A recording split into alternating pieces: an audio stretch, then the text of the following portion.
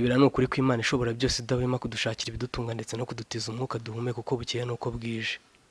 Nk'ubu nkawe no kubyuka witunganya nk'utunganya ibitebo by'ibijumba abafundi n'abayede bategura kuza gufata nk'amafunguro saa sita.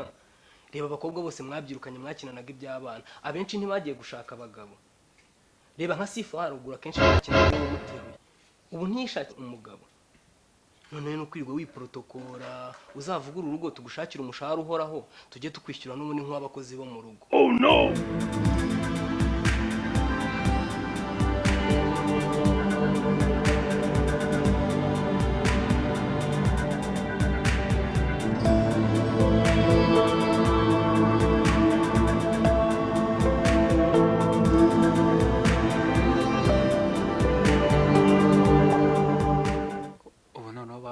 Ndabagaburira iki ariko se nkuriya muhungu buri ubundi ugwijije imyaka 30 akiryamye iwanjye buriya nta soni bimutera nzangira kuvunikira mushiki we nawe mutezemo inkwano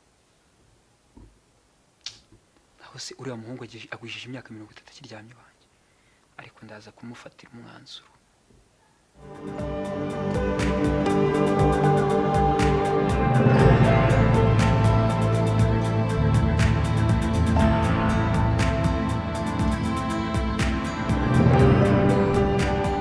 Kristo Yezu we wamanukiye abisi uje kubakiza umujinya w'umuriro Imana yari igiye kumisha ku banyabyaha b'isi yose.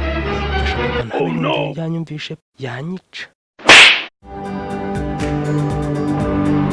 Nk'ubu nkawe wanjije ibyuka inshushubiriza umukobwa umuhatira gushaka nk'imishakamo komisiyo.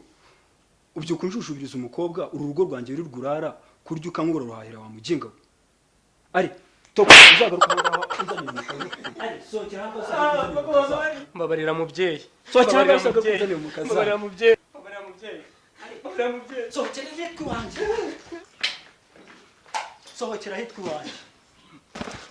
Koko se mubyeyi